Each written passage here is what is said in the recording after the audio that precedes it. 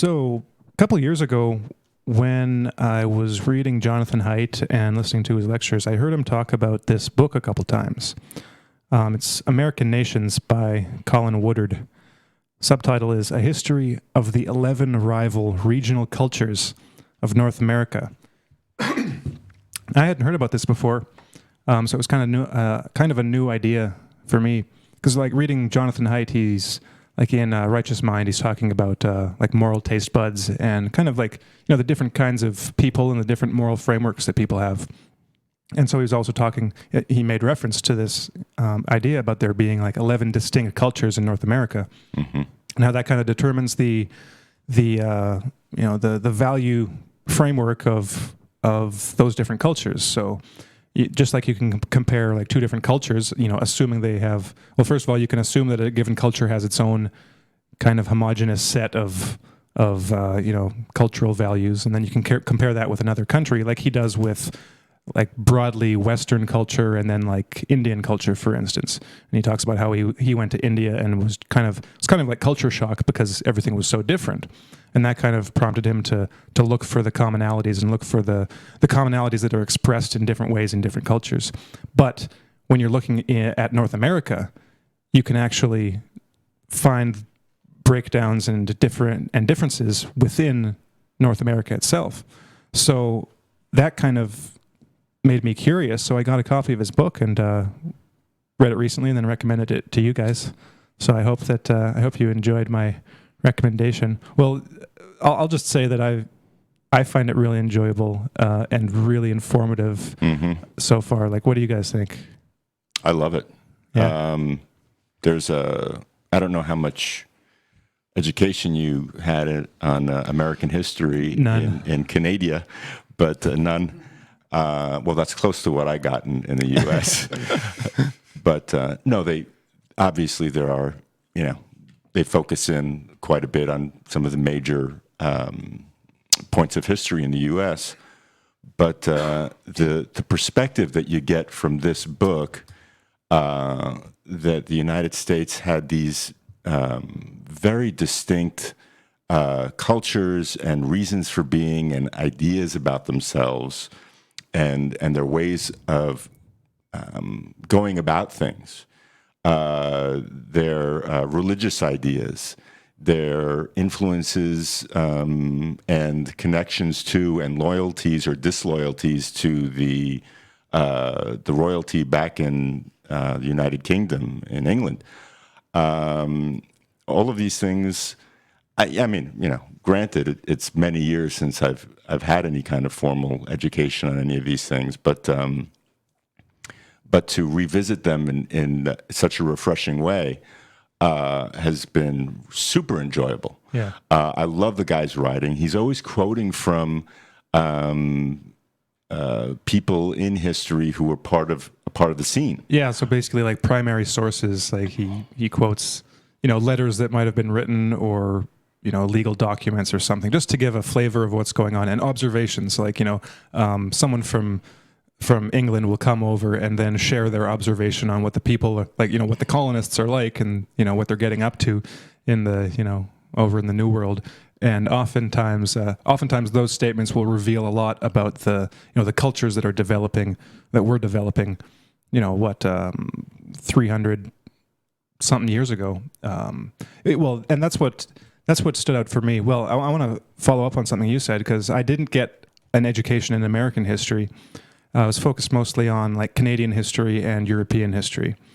And so when we were learning in school, this would have been in grade 8 and 9, I think. Learning about Canadian history, I just remember, I'll try not to externalize blame, but I had a horrible social studies teacher, which was where we learned Canadian history. And he just kind of turned me off of history completely.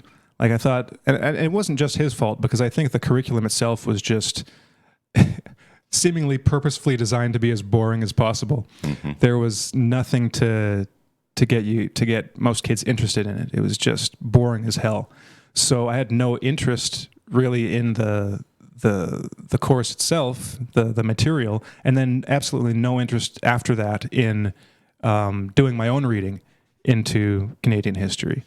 It was just like, well, why would I want to subject myself to, hours and hours of just utter boredom? So this was nice to be able, because there is some Canadian history in here too. It was nice to have it presented in such a way that actually makes it interesting. And I don't know how much that is me having changed over the years, and or how much it is just the presentation of the material. Probably a bit of both. But I found myself now much more interested in not only this time period, but just in finding out, what happened and how it affects, how it has contributed to what the present is, how it contributes to the present. And just to clarify, the time period we're talking about is roughly around, the 1490s, and a little earlier, maybe around the time of, Columbus's discovery of the U.S., and events that happened just prior to that time, leading through to, the American Revolution, and he even alludes to more contemporary times and influences from then on. It's nice because it adds a lot more color to the picture of American history, rather than, you kind of get like a black and white. Yeah, we came out to, for freedom, and then, we kicked a lot of butt, and now we got freedom, and we're the best people in the world, or you've got the other, like, there are a bunch of goddamn slaveholders that came and they, murdered everybody, and genocide is the worst genocide the world has ever seen. But, when you read this book, you get an idea for how each different group that came over with their different motives contributed differently to this. Some people did their best to, live with, respect and, just intermingle with like native populations. Others, they had no need for anybody. They didn't want anyone. They wanted their own religious purity, and, they didn't want to intermingle with their own, neighbors necessarily if they went bowling on, Sunday or something like that. And so you get an idea of just how important culture is. Like you get to see like the DNA, I guess, of these different cultural groups and how they left a lasting impact on today's political scenery. I mean, and you get a better idea of why people have different attitudes towards different things, and how that even manifests in recent elections. Like he's got a map of, was it the Trump elections, how people voted for Trump, and then how, just centuries ago that, this identity, these different identities, how they map right onto how, people's different voting attitudes. Yeah, and that's a good point to get into just a little bit, is why things are that way, like why these 11 distinct cultures have persisted in specific geographic areas. Like Adam, can you just bring up the map for a bit? Like this is the map that he gives, like a contemporary map of what it looks like today. And what that basically started out like was these individual colonies on the East Coast and in the like southern United States, northern Mexico, and how like starting from those small beginnings, with the advance westward, they kind of took their cultures with them and developed a few new cultures, or implanted a few new cultures in the process. Now the way you can take that off now. The way that happens is, well, this gets back to another book that I haven't read yet, but which is kind of an inspiration for this one that I'm going to get to. That is David Hackett Fisher's Albion Seed from 1999. So Fisher's idea was that there were these four, what he called like British folkways. So people from four like distinct regions in Britain made their way to the colonies and established basically four separate nations, cultures, and that so what Fisher does is basically trace all of these aspects, to these regions and cultures in what's now the UK, right? And Woodard doesn't go that far. He basically sticks mostly just to the colonists. Like he doesn't go back and look for like the specific origins, back where they came from. He just says, well, this is what they were like when they came, and that determined, the course of history. And the reason that happens is that apparently this is the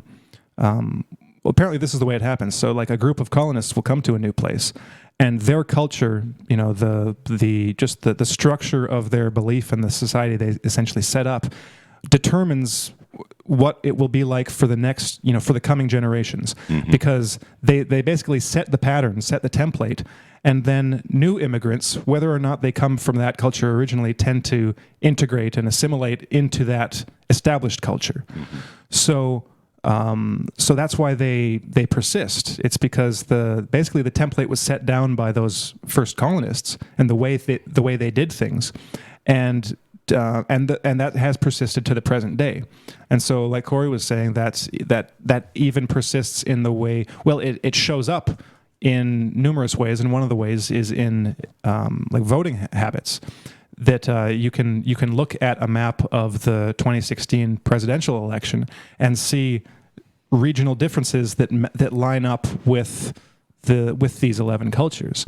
So, for example, like in the south, the southern states, like on the border with Mexico, you've got El Norte, very very Democrat. The left coast, so like San Francisco, Seattle, all the way up into Canada, like Vancouver in British Columbia, all the way up to Alaska too. That's very Democratic. Of course, East Coast, very Democratic. Tidewater, New Netherland, Yankeedom. And then the Midlands, that kind of like circle around Yankeedom, are kind of like, they'll go either way. Like they're kind of more centrist, so not as polarized. And of course, the Deep South, primarily Republican. Greater Appalachia, strongly Republican. Same with the Far West. Hey, Adam, could you put up that map again, just so people can get a sense of all those regions and where they are geographically? Well, yeah. So we'll leave the map up for a second. I'll just describe a bit, like just a bit of the history that he lays out, because he goes through each one pretty much chronologically. How each nation was founded. So the earliest one is actually El Norte, because it was the Spanish first that were colonizing down and up through Mexico, and by 1595 they basically reached where what would be the southern United States now, so around Texas and New Mexico and around there, and then the next nation to develop was New France. So up in Canada, the east coast of Canada. And that, like for me, I found with all of these, with the descriptions of all of these nations, you kind of admire certain bits and then, are kind of repulsed by other bits. And I kind of liked the New French. Maybe it's because I'm a quarter New French myself. Well, I thought they were interesting too, and I'm not. Yeah, I'm not Canadian either. Well, so the thing about the French were that, like, one of them was Samuel de Champlain. So I knew that from my Canadian history. That name, that at least that name managed to stay in my memory despite my history teacher's very poor teaching. But Fisher, the guy that I referenced, that wrote Albion's Seed, actually wrote another book 15 years ago called Champlain's Dream, about this culture, this nation. Because Champlain and the French, they had this idea that they were going to go and establish this new France, but and they were going to keep it using the French system that they'd inherited. So it was going to be a feudal society, just like France. But in order to make it succeed, they would have to basically integrate to a degree with the native population. They'd have to establish good relations. So that's actually what happened in the early years of the New French. They immediately established as good relations as possible, engaged in trade. They would mingle, back and forth, so that the French would send people to live with the Indians and learn their skills. So the French adopted all kinds of native practices and technologies, like from something as simple as snowshoes and canoes to social habits like the dances and the kind of some of the ceremonies that they'd do. They shared in all of that, and married too. So they basically mixed their two races, or mixed their genes essentially, and that led to the Métis. And it was actually it was interesting to read that, because you contrast that to Well, that was 1604 when they established that colony, and then you contrast that to Tidewater. So these would be the first colonies in the eastern United States, like Jamestown, and which nowadays is like the east coast of like North Carolina, South Carolina, Virginia.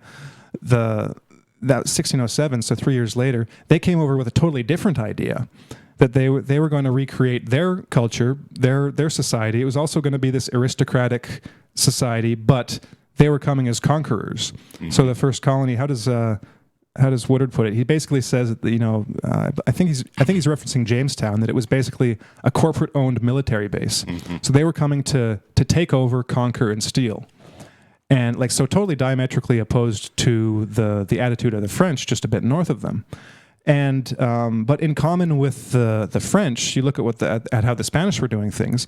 The Spanish also didn't have like a racial ideology like would develop in the Deep South. They were kind of had more in common with the New French in the sense of like they had nothing against the natives. Except for their cultural practices. Like they thought the natives were culturally backwards, so they were going to teach them the right ways, the Christian ways, and integrate them into their own culture. So they developed this kind of like missionary system to bring neophytes, people from the native population to teach and bring up as good Christians. And that developed, like in New France with the Métis, into the mestizo culture. So mixed Spanish and native. And so by I can't remember what he says, but like by a certain time there were just like in Mexico and South America. Like I think if you look at the gene studies, like in David Reich's book, like it's pretty much like everyone living there now has Spanish and native ancestry, mm-hmm. Just because the culture's mixed. Unlike in most of the American colonies, where they didn't mix, where it was more categorized by warfare. But but one of the differences between New France and El Norte was that this missionary culture that developed, basically it was like one of these accounts of people coming to visit and then saying what they saw is that they came and looked at what it was like, these actual missions, with the native neophytes, like trying to like learn their way and earn their way into that new society. He said it resembled a slave colony, right? Because in practice, it wasn't as good as highly repressive and oppressive. Yeah, and because there was no incentive to actually grant the neophytes their kind of like full membership, because as long as they were at that low level, they could essentially be treated as servants or slaves. So yeah, and they were making a good profit off of all of their labor. Yeah. Well, so, I was mentioning a little earlier that my history or social studies education was quite limited. And, you mentioned El Norte and Tidewater and New France, and there are a bunch of others we haven't even gotten to yet, which never even made their way into the pages of the history lessons I received. So, like... you grow up hearing the story of that. We'll say is like the education that you were given was given from a particular example. So they were looking at history through a certain lens, and that lens, if I understand it correctly, is more of like the Yankeedom kind of. That's exactly what I was going to get to. And so it gives you a real good down to like an actual like map of reality for the situation as it is, which is something that he talks about in the book, is that you look at all of these different maps, the electoral maps, et cetera, geographical, including state lines and stuff, but the state lines don't really mean anything. I mean, it's just an arbitrary thing, right? The El Norte, for example, half of it's in Mexico, half of it is in the U.S. It's it's just an arbitrary line, and yet there are these cultures, each one having their own desires and ambitions, trying to come up with ways to become cohesive and create, what is it? Like peace pacts in a sense, in order to get certain things done. but it's a completely different view of the situation in the United States as it is, compared to just looking at it like, oh, Ohio voted, whatever way. Well, so you mentioned this kind of perspective that we grew up, or this lens from which we came to understand what the United States is, as this kind of almost homogenous vision. Yes. And like, one of the few things I remember is, and the Pilgrims left the English country to come to the United States to seek religious freedom, and they landed on Plymouth Rock and then they got their religious freedom, and then they made peace with the Indians, and that's how we have Thanksgiving. I mean, that's really the extent of it, right? So then you read about Yankeedom, which was established by these Puritans, and you touch on this quite well in your article recently, Harrison, and how the Puritans in trying to escape the religious oppression of England had their own religious oppression, and these guys were bastards.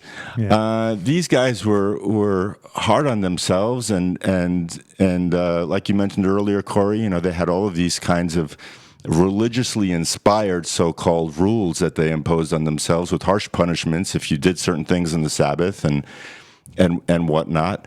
And they could be quite violent with one another. If you've ever seen the play The Crucible by Arthur Miller about the Salem witch hunts, I mean, all of that kind of god awful, self-righteous, higher, high and mighty perspective. That's our, that's the real, that's the real. One of the real seeds of what the United States is, and something that that the Yankeedom and the Puritans seems to have had in common with a lot of these separate nations would seem to be, a lot of them had some biblical foundations as a substructure of their culture, and they were all God's chosen people. Wanting to come to create a new Zion. So you had them, you had the Quakers of the Midlands, although kind of diametrically opposite to the Puritans in their sincere openness and very kind of embracing of all different cultures and groups, but who also had a very strong biblical, were informed by a very strong biblical way of life. And there were one or two others. Well, I just want to talk about the Quakers a bit, because, like you mentioned, they were very, very much ideologically opposed, to the Puritans, even though they were both Christian, Christian groups.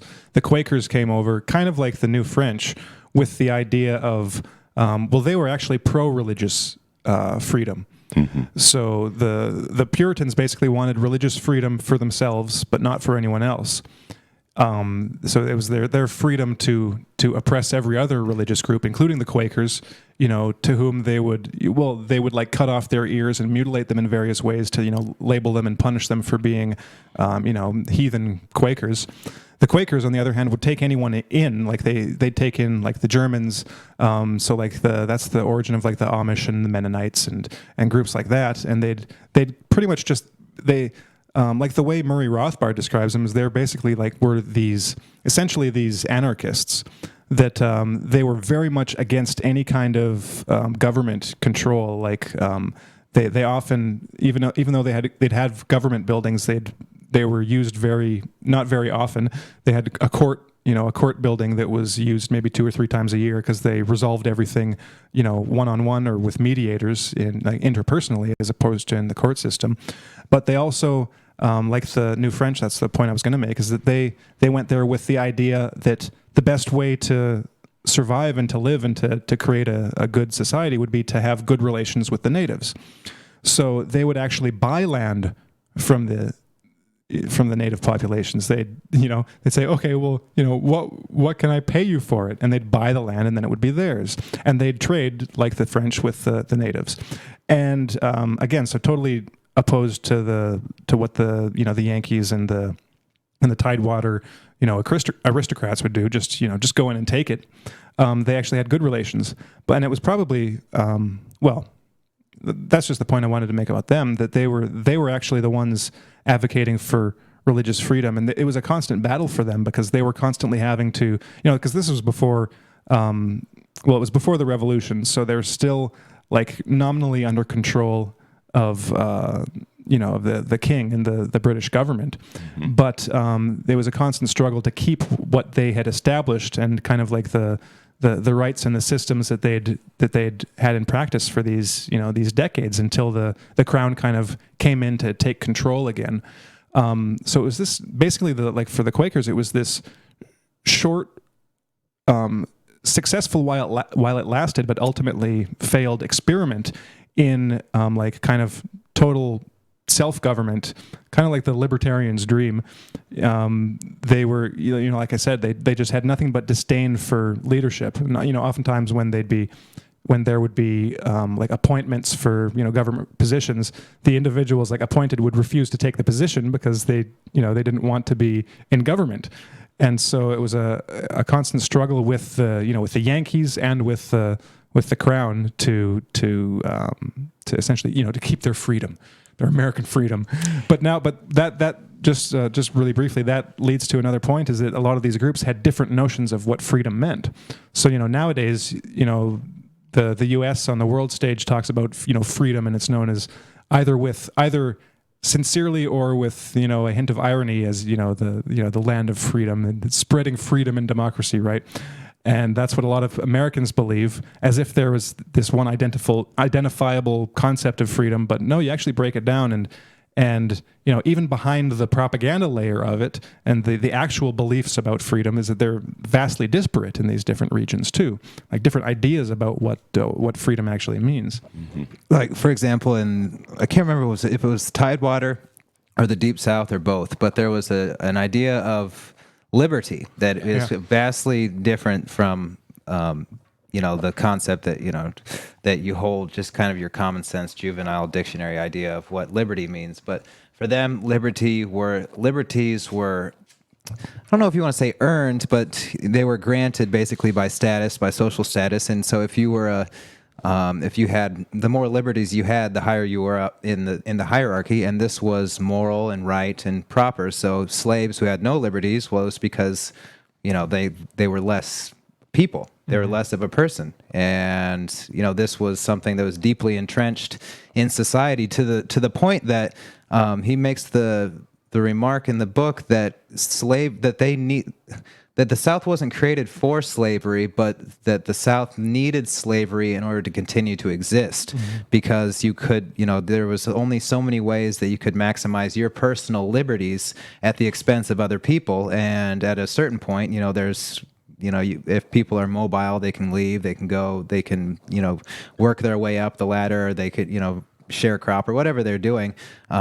You lose those slaves, right? They're not slaves, but they're, servants, or they're just people lower than you. And, if you feel accustomed to, this liberated lifestyle where you don't have to work, where you get to do all of the things that, like the ancient Greeks, Plato, you're like Aristotle, you get to sit and think about the great things in the world and plan your great estate and think about how you're going to expand your estate in the next spring and what you're going to do with this great harvest and all of these organizational and philosophical, religious things that you get to spend your time and your mind on.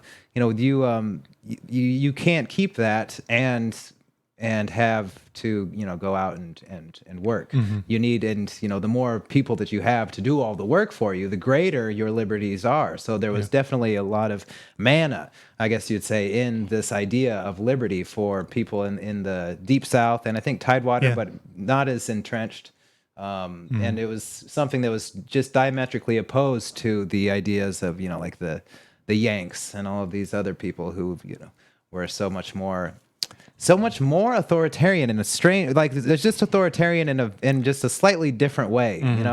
they're still authoritarian, but we're going to conquer the world. He points out that like the ideologies of like manifest destiny and the idea that America is supposed to go forth and conquer the world for God. Those were very Yankee concepts, and that it was up until like the early 19th century that they still believed they were going to conquer every other nation of these 11 nations that existed, and that still he argues still exists today, but that it was definitely at that time it was very conscious that these people are different. We need to it's a different nation. We need to force them to submit to our Yankee idealism, and which is manifested in like the Captain America principle that is so rife for parody, and it's shows horrendous results just all over the world.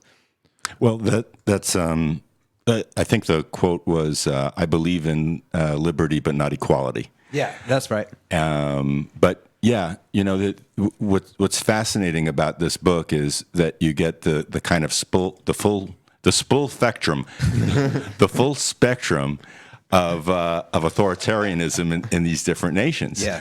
And there's from the Midlands and the Quakers to the Puritans and then increasingly to the kind of slave owning nations of Tidewater and the Deep South, and then this kind of this hyper Deep South authoritarianism of the Barbadians who kept slaves in Barbados, had kind of farmed out this little island as much as they possibly could and needed to expand. So they came to the Deep South and began to at first, bring in African slaves in the I think late 1600s, until it expanded into this entire slave industry and huge plantations of the South. Well, just one thing I want to just make a comment on how interesting it is that it's these individuals, these founding fathers, quote unquote, mothers, and just the founding people, and it's their character that has determined the shape and the contour and the trajectory of the generations and generations and generations. It's their marks of character are still reflected in these nations today, which I find absolutely fascinating, because when you think about how important character is, it's not something that's really talked about a lot these days. But when you look at it in the context of these founding fathers and mothers and the choices that they make, what they will allow, what they will not allow, how they interact with other people, these marks of character become marks on history. Mm-hmm. They become the marks of history.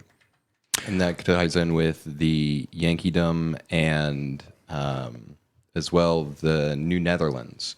So that one in particular I thought was incredibly interesting because it really, really held over as far as, we're on this island and we're doing things the way that we did in the Netherlands, which is we're going to tolerate everyone. Mm-hmm. We're going to have all the diversity, and we're just going to make money. And what is New York City, if not that in its entirety? Well, that's funny that you went to that, Adam, because I have the page open to, founding New Netherland, and I'm from New York City, and and the lovely thing about New York, if you appreciate diversity, I went to school with I had a Puerto Rican friend, a friend from Ecuador, Trinidad, China, South Korea, Jewish kids, all everybody. It was a real melting pot.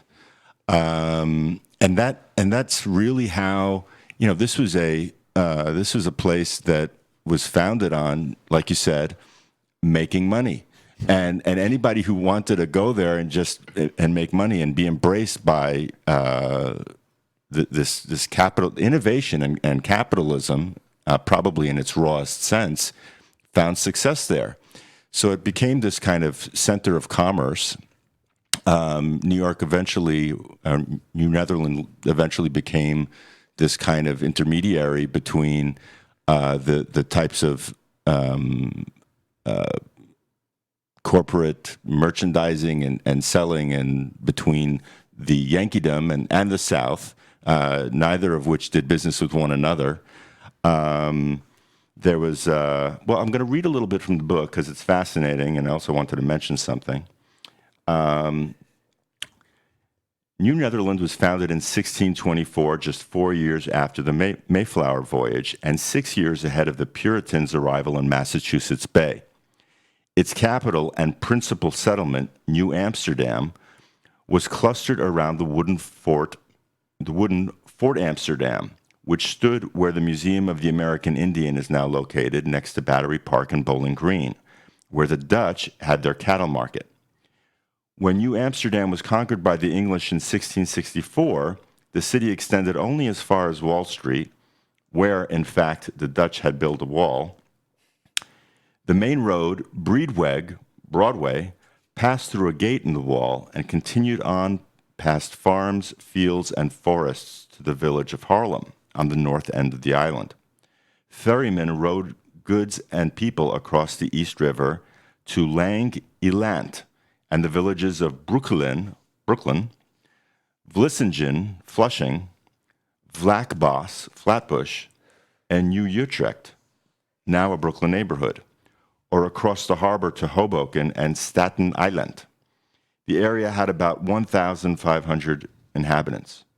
Now, I was born and raised in Vlissingen or Flushing.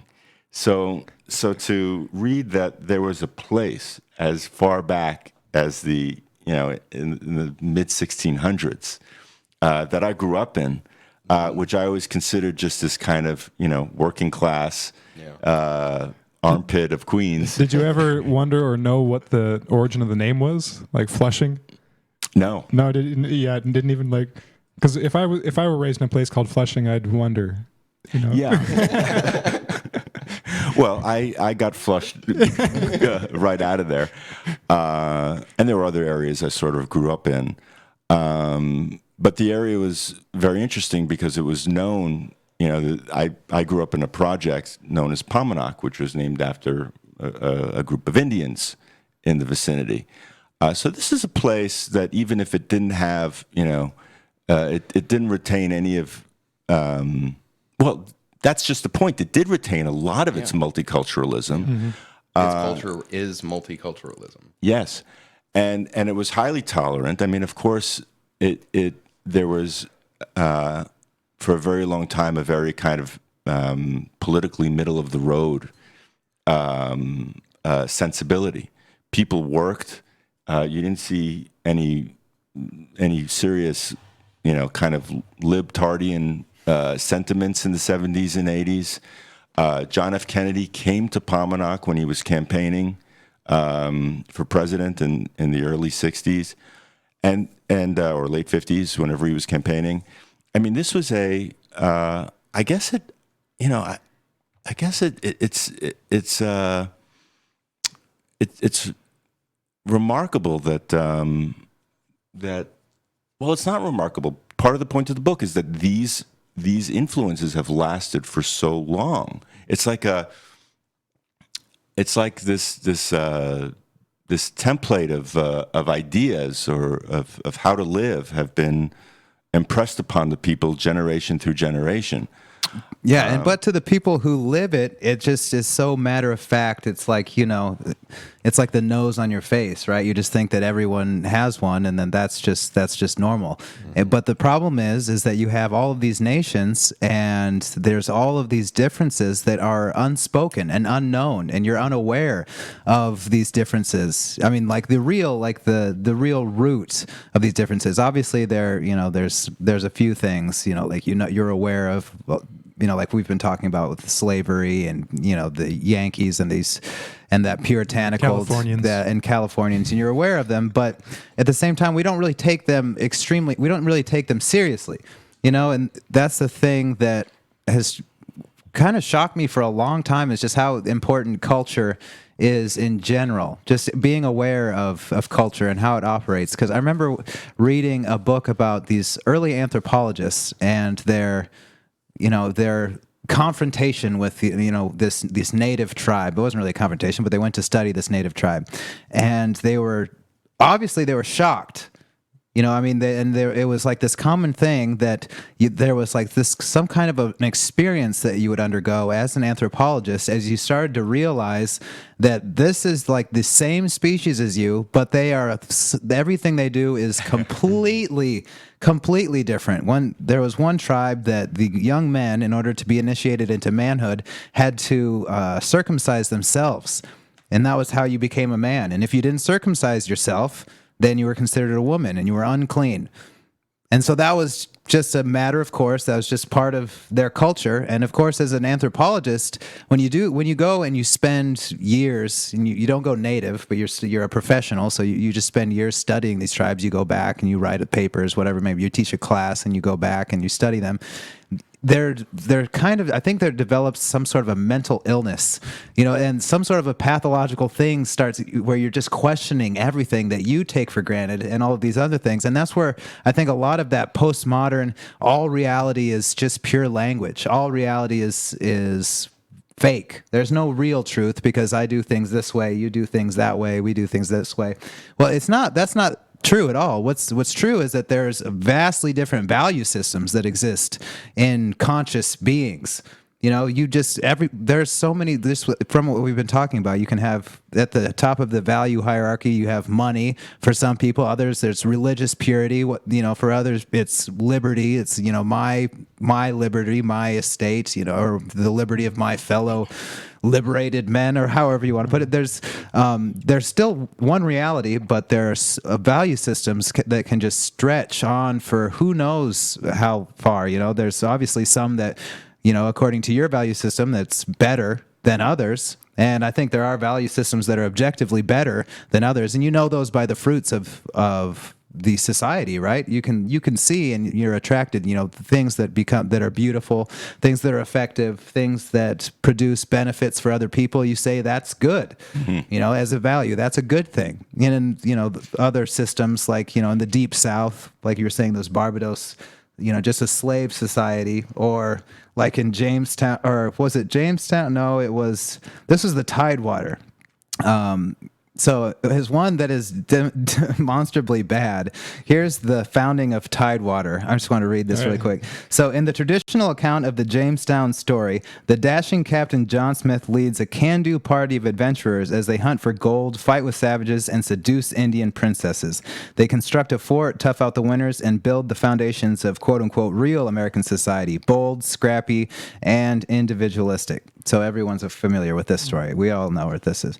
Well, in reality, the first lasting English colony in the New World was a hellhole of epic proportions, successful only in the sense that it survived it all. Founded by private investors, it was poorly planned, badly led, and foolishly located. With much of the American seaboard at their disposal, the leaders of the Virginia Company chose to build on a low-lying island surrounded by malarial swamps on the James River, a sluggish body of water that failed to carry away the garbage and human waste the colonists dumped into it, creating a large disease incubator.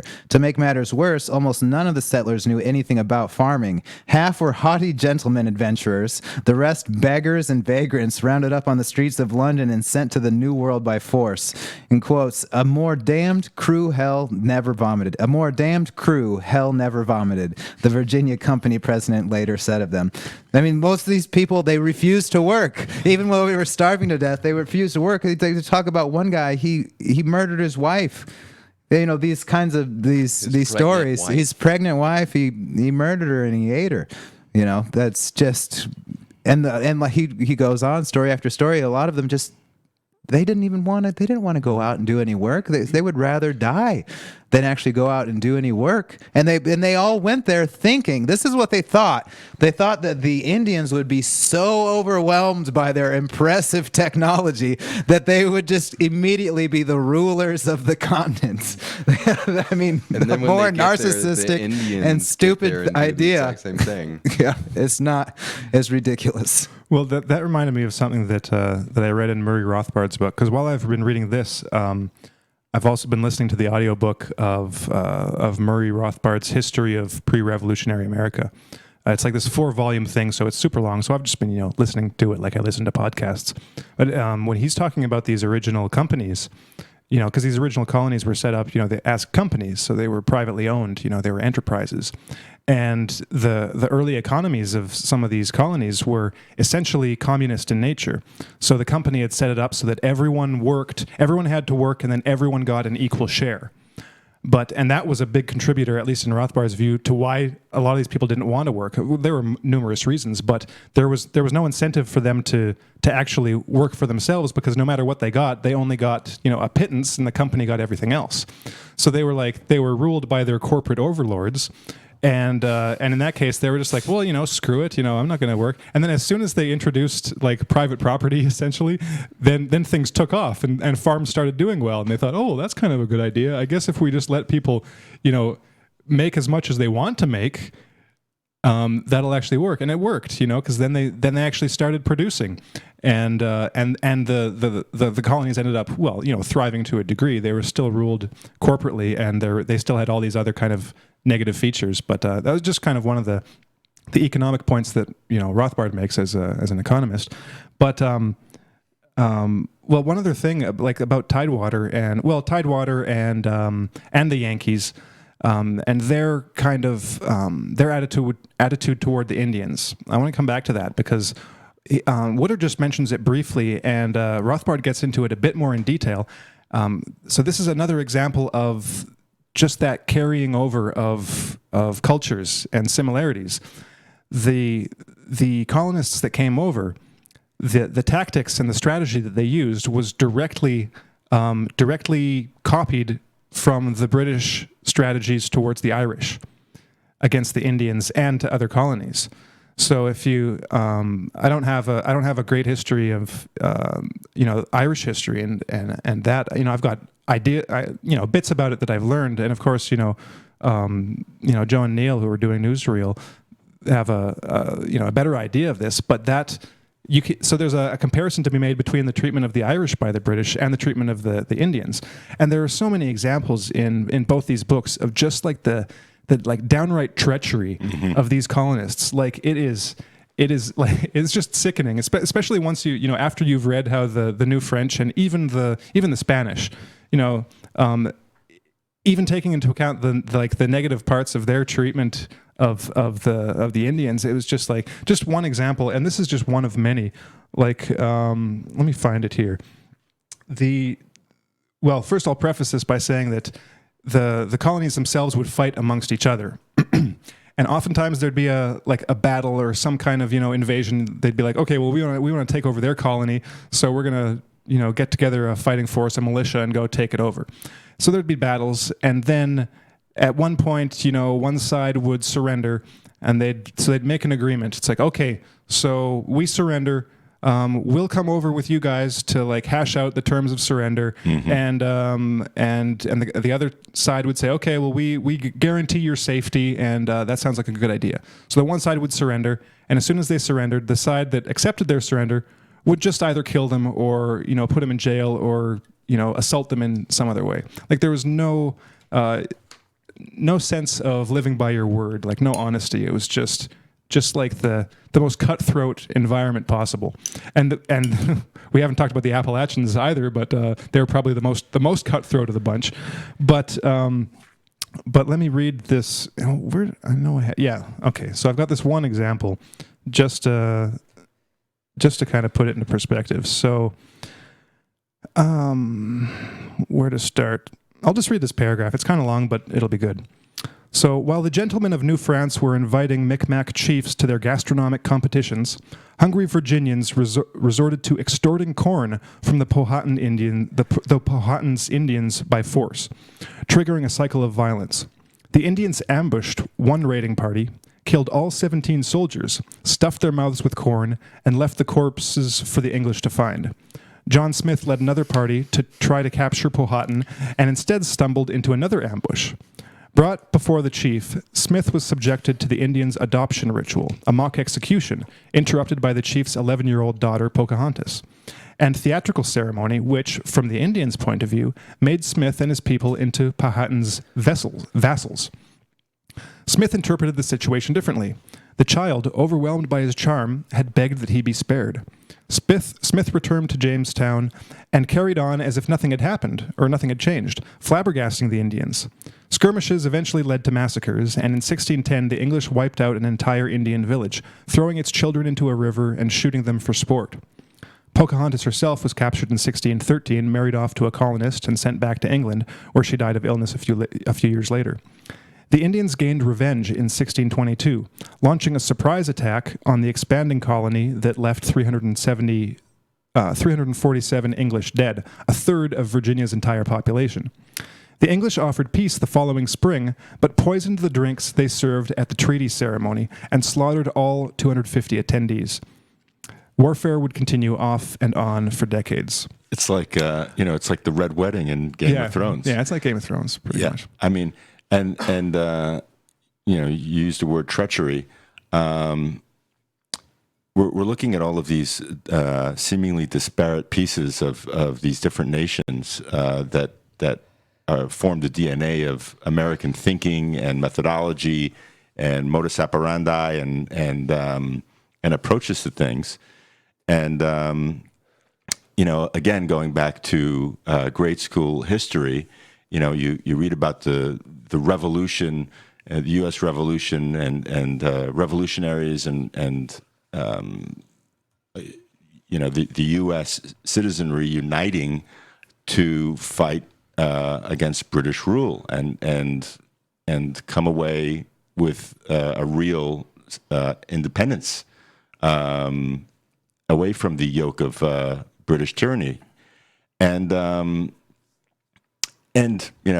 Abraham Lincoln freed the slaves. That's what the Civil War was about. No kind of nuance there.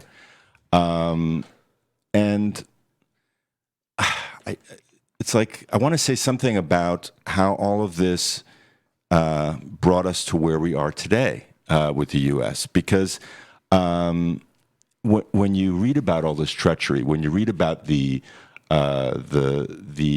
Northern British and the Scots who came into the U.S. and formed the Appalachia group, and how they went on raiding parties and just wanted to live on their own and were basically a kind of mass population of thugs who it's not that simple, but it approaches it in some ways. It's incredible. You have to imagine that, yes, you had a lot of innovation, you had a lot of sincere attempts at building religiously free, civilized communities. You also had, all of these different sensibilities coming up that might have been ostensibly good, but the amount of carnage that was an unnecessary carnage, vicious killings en masse that came to form the U.S., probably not unlike many other nations that were European or Asian, because history is a history of suffering and war. But it's like in spite of the mythology of George Washington insisting that he wouldn't be king, he would be president, and despite Benjamin Franklin and the founding fathers coming up with the Declaration of Independence and later on the Bill of Rights and the Constitution,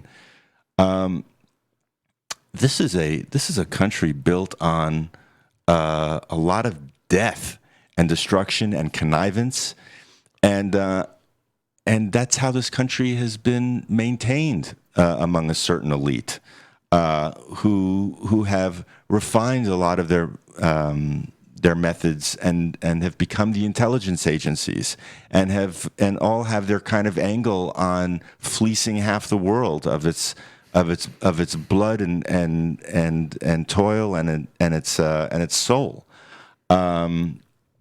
So, of course, the United States isn't all that. I think these things largely occur in ignorance on the part of many people in the country. But all of these shenanigans we're reading about certainly go some way to explaining the pathological DNA of the U.S. I don't know. And any thoughts on that?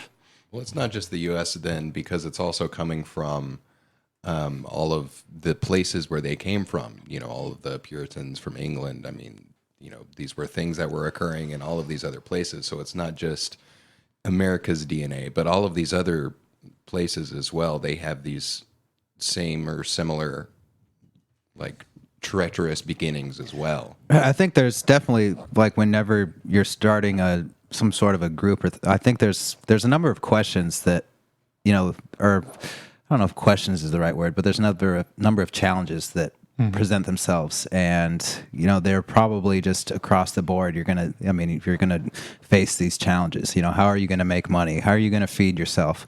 How are you going to defend yourself? How are you going to allot power? Who is going to have power? You know, all of these different questions and challenges, they, you know, just normal people have to solve them based on their limited knowledge, their programmed, conditioned childhoods, their upbringings, the societies that they're coming from, the cultures that they're coming from, and their own, you know, just narcissism, you know, just people, you know, like kind of smarter apes, you know, like a lot of people, you know, you think about the average American and realize that the other half is dumber than that. You know, that kind of, you're looking at a lot of just stupidity, right? There's a lot of stupidity in the world. And when you're faced with all of these challenges, it's a lot easier to go with just simplistic, whatever, you know, there's moralistic, whatever kinds of just easy answers, you know, like, but the question of how do you deal with this other people? You know, you see it how the Jamestown or the Tidewater settlement, you know, they're like, well, we're just going to go over, they're going to worship us as gods, and they're going to be our slaves. Or you look at New France, they're like, how are we going to deal with these others? It's like, well, we're going to network with them, we're going to share knowledge, and we're going to build relationships so that we can both prosper. And well, you look at which one worked. You know, obviously there's just different ways of solving this problem based on, you know, your values. Do you see them as human beings? I mean, have you even tried, you know, actually establishing some form of relationship? You know, there's all of these different ways of going about things, but, you know, if you just, if you start with a bunch of narcissistic idiots, then that's the kind of crazy mess that you're going to get into. It's just this huge labyrinth of all of these twists and turns and challenges and, you know, minotaurs and monsters and all this stuff that people have been struggling to, you know, adapt to, survive, not get crushed by for, you know, just millennia. And God knows it's probably not easy to unite an entire kingdom. You know, it probably takes some massive fortitude to be able to, you know, and bloodshed too, you know, to be able to unite a kingdom. It's not easy. You don't just go, hey guys, I'm going to be your leader now. Stop fighting and killing each other. You know, stop being a bunch of idiots. It's just it's the dilemma that we live in. It's not going to be easy. It's never going to be pretty. And, you know, we just, as individuals, make the best choices that we can. Try not to get sucked into it when a whole mob full of idiots decides that it's time to go, you know, attack the Indians because, hey, you know, we're drunk and, and, you know, it's, they're evil and we're going to take their corn. Mm. Well, one of the themes that kind of sticks out for me reading this and Rothbard is kind of that while the United States has this self-image as being like the home of freedom, it's really more accurate to say that the history of the United States up to the present is there's a wave, like a sine wave of the battle for freedom, like the fight for freedom. And at some points, it's, you know, it's rising, and there's glimpses of it shining through, and at other times it just goes down completely to no freedom. But some gains are held over time. So it's not like today in the United States it's a totally unfree society. There are elements of freedom that still remain. Some that have been acquired and taken away, and others that were never there in the first place. that were only there in kind of potential. And because you look at the histories of all these colonies and just the individual struggles that they all went through, and different types of struggles too. But going back to the Quakers, it's like the Quakers, that colony, that settlement, it was a constant struggle to keep what they had gained and then losing it. And in the other colonies, there were struggles for freedom that never came to fruition. And others where it was kind of like this mix of the two. Like you look at the history of indentured servants, which were essentially temporary slaves. There are differences there. So there was the kind of the slave society of the Deep South, where there was no social or economic mobility. It was you were in the slave class or you weren't. With the indentured servants in Tidewater, even in Tidewater, there were rich blacks, for instance, that were not slaves, and that was totally accepted. There wasn't as much of a racial component to it, but with the indentured servants, who were essentially slaves, they, once their term was up, if they managed to work off their term, they were then free. Well, free according to the limited definitions of the time and place. A lot of other indentured servants would just get fed up and go native, essentially. They'd move out and live with the Indians. And that happened in New France too. The people that came at the bottom end of the social spectrum were like, they weren't getting what they expected or what they wanted, and so they at that point had the freedom to leave that society completely and enter a new society. So it's a complex picture. There's this complex battle of this opposition between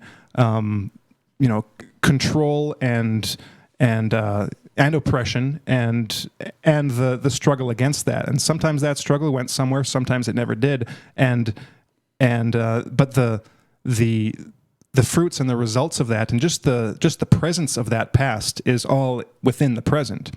So it's hard to, it's easy to make like blanket statements, and all those blanket statements will be true in some cases, but there's always like a different subtext or an area in which that doesn't apply, and I think that becomes clearer by reading this history.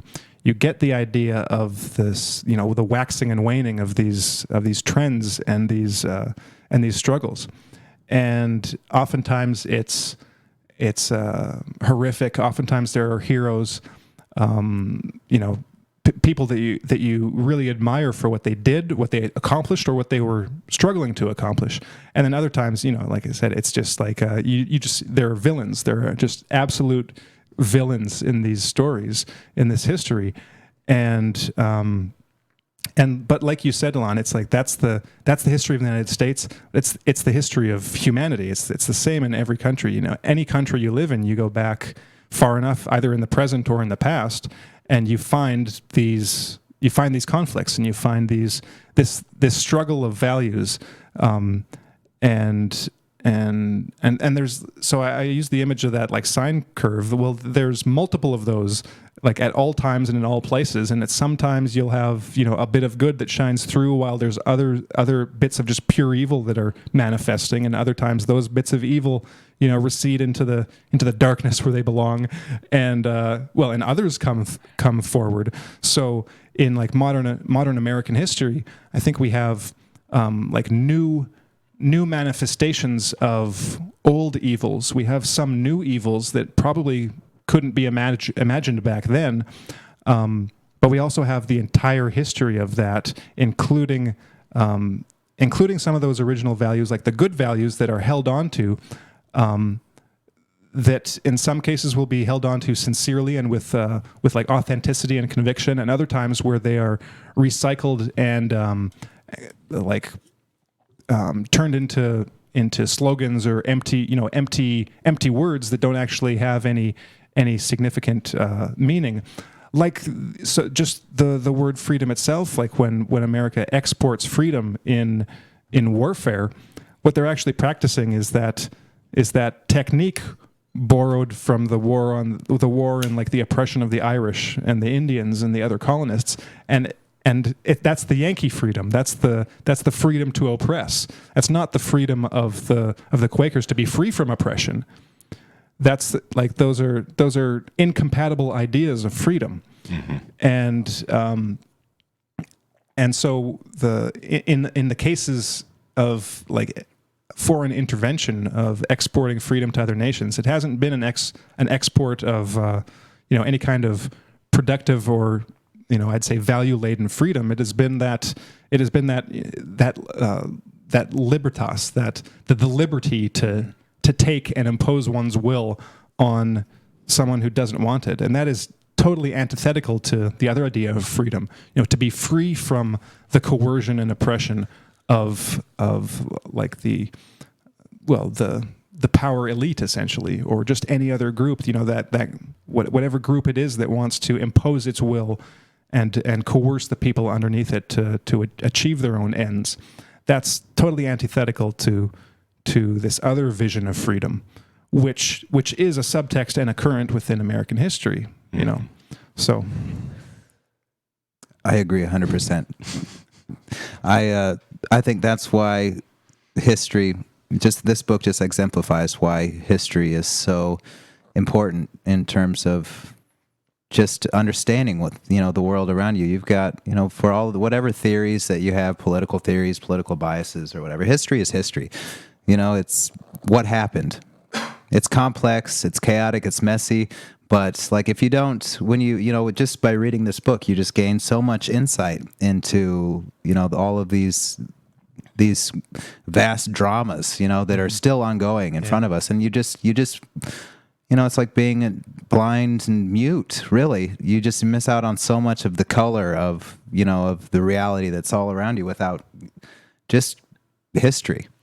Mm-hmm. Yeah, it's as though I agree, Corey. It's as though by holding a spyglass to history, we're looking, we're using a mirror to exactly where we are today, where people are observing what the other half is saying or what some other group is saying, and it's just their words and sentiments or values are completely unfathomable to a whole segment of one population. And there are these disparate groups in the U.S. today, one looking at the other, that they might as well be from another planet, given the way they think on things, and to know that it's always been that way to some degree or another, and informed by different values based on where these people came from and what their visions of the future were. It helps one to reconcile the fact that there will always be differences. And ultimately, is the United States a successful experiment? Is it the shining city on the hill? Is it the this chosen land of freedom and opportunity? Freedom! Yes and no. It's managed to kind of manifest all of these different visions and quietly export all the terror that it could muster abroad, where it does so in ways that most people don't understand, so that there's this kind of semblance of placidity, not as much anymore, but a semblance of cohesion that gets kind of it sits atop this malevolence that gets exported abroad. Mm-hmm. So, well, I think. Well, we'll end. I got one other just little topic to bring up, but we'll end pretty soon. I think maybe sometime in the future it might be fun to get into some more later history, because we basically covered kind of the founding of these nations. We didn't really get into the far west or the left coast, because those were actually more recent developments. So maybe we'll get a bit further into history in the coming weeks sometime, including the revolution or the revolutions, because as Woodard makes clear, the American Revolution wasn't a singular thing. There were actually many cross purposes and different agendas going on at that time. But one thing before we do end, I want to just do a quick movie recommendation thing. So if you wanna get like a visual representation of the time period, like 17th century. Well, you already mentioned Arthur Miller's The Crucible as a play, but there are a few movies to check out, maybe a couple books too. The New World, of course, the Terrence Malick's with John Smith and Pocahontas. Not completely historically accurate. In various areas, but very authentically shot. So what you're seeing is as good a representation of what things looked like at that time. And of course, there are some things they get right, but some things that are changed for narrative purposes. And then another one. This is a novel by a Canadian author called The Black Robe, and that was made into a movie, I believe, in the 80s. Just again in this time period, I believe that one's in New France, so to get that perspective. And then one I haven't seen yet, but that I want to see, not as historically accurate, but set in that time period, is The Witch. The VV Itch, Witch, came out a couple years ago. It's more of a horror movie about inspired by the kind of witch hunts of the time. That one, I believe, takes place. They set it in the 1630, I believe. So very early. So I think that was even like a generation before the Salem witch trial, something like that. And then I only read the first book of this, but this is an author I think you like, Ilan, Neil Stevenson. Mm-hmm. Yeah, he's written like Cryptonomicon and Snow Crash. That was the one. And I can't remember what his other big one was. But the Diamond Age and yeah, he's got a few that are. He's a pretty well known kind of like kind of sci-fi author, but he wrote an 8-volume historical fiction bit. I can't remember. I think it's called is that the Diamond Age, or was it a different one? No, it was. I didn't read it because it's well, I've got it. I read the first book, which is it's like 8 novels, so like 250, 300 pages each.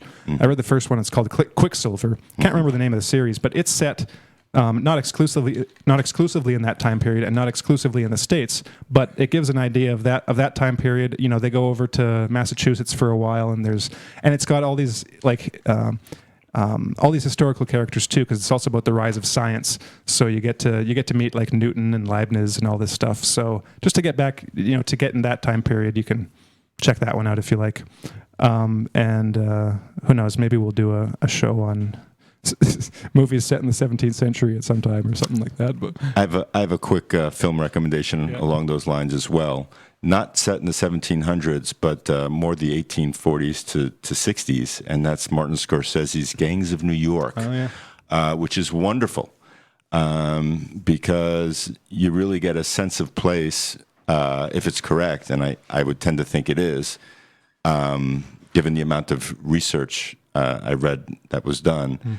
And there are some hellacious events that are historically correct that occur in New York City around the time of the Civil War, and acts that the government had to take around conscripting, around drafting New Yorkers to get involved in the war.